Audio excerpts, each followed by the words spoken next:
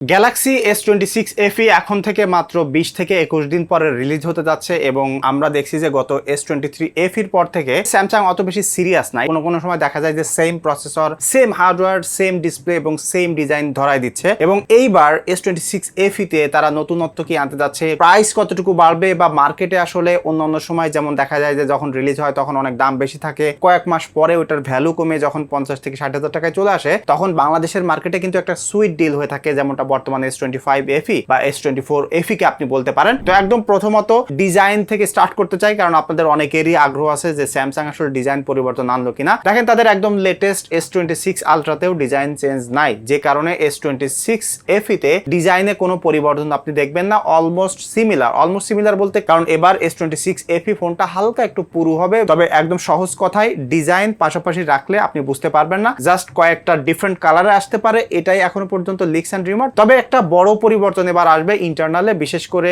S24 FE থেকে 5 FE তে তাদের কিন্তু প্রসেসরে কোনো আপগ্রেড তারা করেনি, সামান্য একটু ক্লক স্পিড বাড়িয়ে তারা সেম প্রসেসর কিন্তু ধরায় দিছিল। টানা 2 বছর পর স্যামসাং তাদের FE সিরিজে এবার নতুন প্রসেসর দিতে যাচ্ছে, যেখানে তারা ব্যবহার করবে Exynos 2500 প্রসেসর। এটা 3 ন্যানোমিটারের নোডে বানানো হবে এবং এখানে আরো বেটার জিপিইউ ব্যবহার করা হবে, যে কারণে এবার FE সিরিজে আরো বেটার পারফরমেন্সের পাশাপাশি গেমিং এর জন্য আরো একটু বেটার হবে। তবে র্যামের ক্ষেত্রে কোনো আপগ্রেড আমরা দেখতেছি না। আগামী 1-2 বছরে অ্যাটলিস্ট কোনো ফোনের র্যাম আপনি বেশি দেখতে পারবেন না, অ্যাটলিস্ট দেখা যাবে কিছু কিছু ক্ষেত্রে আরো কম হচ্ছে, যেমনটা অলরেডি আমরা পিক্সেল 11 সিরিজে দেখছি। সো S26 FE তে 8GB র্যাম থাকবে, 128GB স্টোরেজ থেকে শুরু হবে এবং 256GB স্টোরেজে আমরা UFS 4.0 স্টোরেজ টাইপ পাবো। এটা কিন্তু একটা দারুণ ব্যাপার। যারা বেশি স্টোরেজ কিনতে চান, লং টাইম ধরে চালাইতে চান, এটা আরো বেটার হবে। এবং এখানেও কিন্তু 6.7 ইঞ্চির একটা ডায়নামিক 2x অ্যামোলেড ডিসপ্লে পাবেন। এবং আপনারা জানেন যে FE সিরিজের চিন বেজেলটা একটু বেশি হয়ে থাকে, যেটা আপনারা দেখলেই বুঝতে পারবেন। এটা একদম ফ্ল্যাগশিপ ফোনের মতো হয়ে থাকে না, বাট ডিসপ্লের এক্সপিরিয়েন্স কিন্তু একদম টপ অফ দ্য লাইনে হয়ে থাকে। এবং এই ফোনেও IP68 এর রেটিং থাকবে, তাই ধুলাবালি পানি টানি লাগলেও কিন্তু কিছু হবে না। এবং এখানে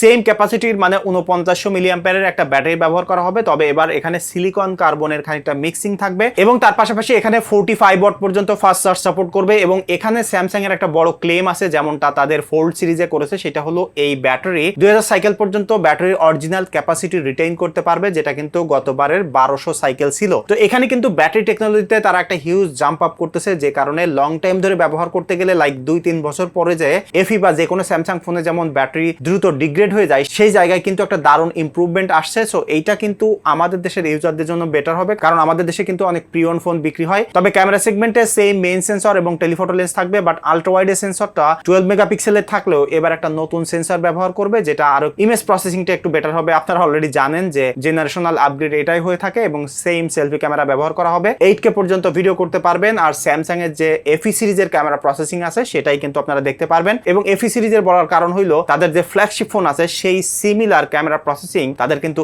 FE সিরিজে দেয় না। তো ফাইনালি এবারে যে S26 FE ফোনটা মার্কেটে আসতে যাচ্ছে, সেটা কিন্তু গত 2-3 বছরের মতো ইনক্রিমেন্টাল একটা আপগ্রেড আসতে যাচ্ছে। তবে এখানে একটা ভয়ের সংবাদ হইলো 50 ইউরো দাম বেড়ে যাবে। গতবার রিলিজ হয়েছিল 750 ইউরো দিয়ে, এবার কিন্তু 800 ইউরো হয়ে যাবে, যেটা বাংলাদেশি টাকায় কনভার্ট করলে এখন 1,10-15,000 টাকা হয়ে যাচ্ছে। তার মানে বাংলাদেশে কত টাকায় বিক্রি হবে আপনারা জাস্ট ইমাজিন করে নেন যে স্যামসাং এর FE সিরিজের ফোনের দাম এরকম হয়ে যাচ্ছে। তবে এখানে ভয় পাওয়ার কিছু নাই, কারণ 6-7 মাস পরে ফোনের দাম কমে যাবে, তখন হয়তোবা এটা 70 থেকে 75,000 টাকার মধ্যে চলে আসবে। যে সময় হয়তোবা বাংলাদেশের মার্কেটের বিবেচনা করলে বা অন্যান্য সব ফোনের দাম যেহেতু বেড়ে যাচ্ছে, সেই সময় এটাকে ভ্যালু ফর মানি বলতে পারেন। তবে ইনস্ট্যান্টলি রিলিজ হয়ে যাওয়ার পরে এটা কেনার কোনো যুক্তি নাই। এবং আরো একটা দারুণ ব্যাপার এখানে আপনাদেরকে বলি, যেমন দেখেন এখন A57 এর যে প্রাইস, তার থেকে অনেক কম দামে আপনারা S24 FE কিনতে পারবেন। সো স্যামসাং এর লাইন আপ গুলো বর্তমানে স্ক্যাটার্ড হয়ে এমন ভাবে ছড়িয়ে ছিটিয়ে আছে, জাস্ট তাদের ফোনের সাথে তারাই কনফিউশন তৈরি করে। এবং বিশ্বব্যাপী কম্পোনেন্টের প্রাইসের দাম বেড়ে যাওয়ার কারণে আপনারা জানেন যে ফোনের মার্কেটটা এমনি ডিজাস্টার হয়ে আছে। তো মোটামুটি এখনো পর্যন্ত এই ছিল